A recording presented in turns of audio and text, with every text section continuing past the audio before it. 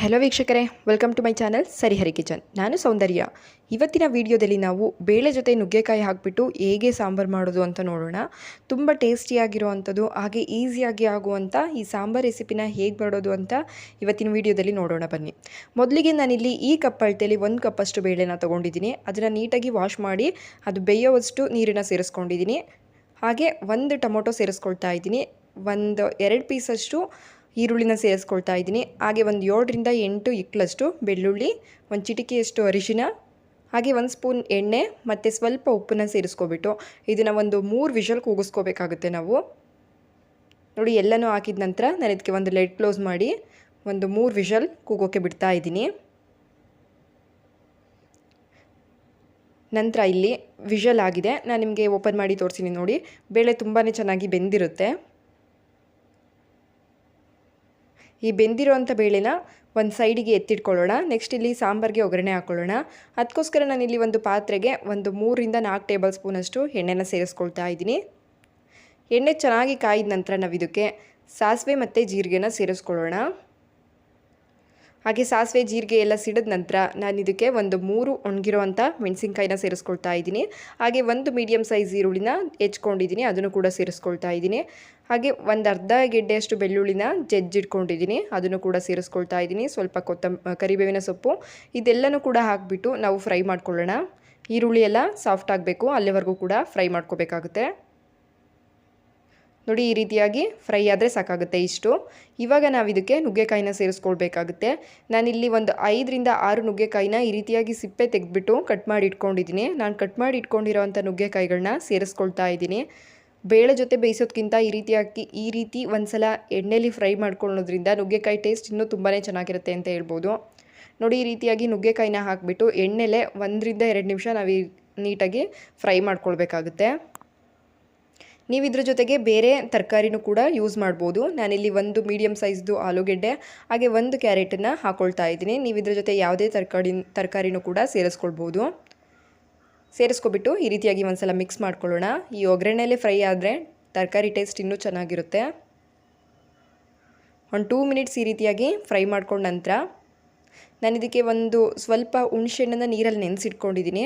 ಆ ನೀರನ್ನು ಹುಣಸೆ ರಸನ ಸೇರಿಸ್ಕೊಳ್ತಾ ಇದ್ದೀನಿ. ಹುಣಸೆ ರಸದಲ್ಲೇ ತರಕಾರಿ 2 to 3 ಮಿನಿಟ್ಸ್ ಕುಕ್ ಆಗಬೇಕಾಗುತ್ತೆ. ನೋಡಿ, ಹುಣಸೆ ರಸ ಹಾಕಿದ ನಂತರ ಈ ರೀತಿಯಾಗಿ ಒಂದ್ಸಲ ಮಿಕ್ಸ್ ಮಾಡ್ಕೊಬಿಟ್ಟು ಇದನ್ನು 2 ರಿಂದ 3 ನಿಮಿಷ ಬೇಯಲಿಕ್ಕೆ ಬಿಡೋಣ. ಆ ಹುಣಸೆ ರಸ ಹುಳಿ ಎಲ್ಲದು ಕೂಡ ತರಕಾರಿಗೆ ಹಿಡಿಯುತ್ತೆ ಚೆನ್ನಾಗಿ. ಹಾಗಾಗಿ ಇದನ್ನು 2 ರಿಂದ 3 ನಿಮಿಷ ಬೇಯೋಕ್ಕಿಡೋಣ. ಇದು ಬೇಯ್ದ ನಂತರ ನಾನಿಲ್ಲಿ 2 ಟೇಬಲ್ ಸ್ಪೂನಷ್ಟು ಸಾಂಬಾರು ಪುಡಿನ ಹಾಕ್ಕೊಳ್ತಾ ಇದ್ದೀನಿ. ಸಾಂಬಾರು ಪುಡಿನ ಹಾಕ್ಕೊಬಿಟ್ಟು ಇದಕ್ಕೆ ಬೇಳೆ ಬೇಯಿಸಿರೋ ಅಂಥ ನೀರನ್ನು 2 ರಿಂದ 3 ಸೌಟ್ ನೀರನ್ನು ಸೇರಿಸ್ಕೊಳ್ತಾ ಇದ್ದೀನಿ. ಸೇರಿಸ್ಕೊಬಿಟ್ಟು ಚೆನ್ನಾಗಿ ಮಿಕ್ಸ್ ಮಾಡ್ಕೊಳ್ಳೋಣ ಒಂದ್ಸಲ. ಇವಾಗಲೇ ಬೇಳೆ ಬೇಯಿಸಿರೋ ನೀರನ್ನು ಸೇರಿಸ್ಕೊಬಿಟ್ರೆ ಫುಲ್ ಗಟ್ಟಿಯಾಗಿ ಆಗಿಬಿಡುತ್ತೆ. ಆ ಬೇಳೆ ಅನ್ನೋದು ಫುಲ್ ಸ್ಮ್ಯಾಶ್ ಆಗಿ ಗಟ್ಟಿಯಾಗಿ ಆಗಿಬಿಡುತ್ತೆ ಸಾಂಬಾರು. ಅದಕ್ಕೆ 2 ರಿಂದ 3 ಸೌಟಷ್ಟು ನೀರನ್ನು ಸೇರಿಸ್ಕೊಂಡು ಇದನ್ನು 5 ಮಿನಿಟ್ಸ್ ಲೋ ಫ್ಲೇಮಲ್ಲೇ ಇಟ್ಟು ಬೇಯೋದಕ್ಕೆ ಬಿಡೋಣ. ಅಷ್ಟರಲ್ಲಿ ಇಲ್ಲಿ ಬೇಳೆನ ಲೈಟಾಗಿ ಮಸ್ಕೊಳ್ಳೋಣ. ತುಂಬ ಸ್ಮ್ಯಾಶ್ ಮಾಡೋದು ಬೇಡ, ಲೈಟಾಗಿ ಈ ರೀತಿಯಾಗಿ ಒಂದ್ಸಲ ಮಿಕ್ಸ್ ಮಾಡಿಕೊಂಡ್ರೆ ಸಾಕಾಗುತ್ತೆ. ತುಂಬ ಸ್ಮ್ಯಾಶ್ ಮಾಡಿದಷ್ಟು ಸಾಂಬಾರು ಜಾಸ್ತಿ ಗಟ್ಟಿ ಆಗಿಬಿಡುತ್ತೆ. ಅದಕ್ಕೋಸ್ಕರ ಲೈಟಾಗಿ ಈ ರೀತಿಯಾಗಿ ಒಂದ್ಸಲ ಸ್ಮ್ಯಾಶ್ ಮಾಡ್ಕೊಳ್ಳಿ.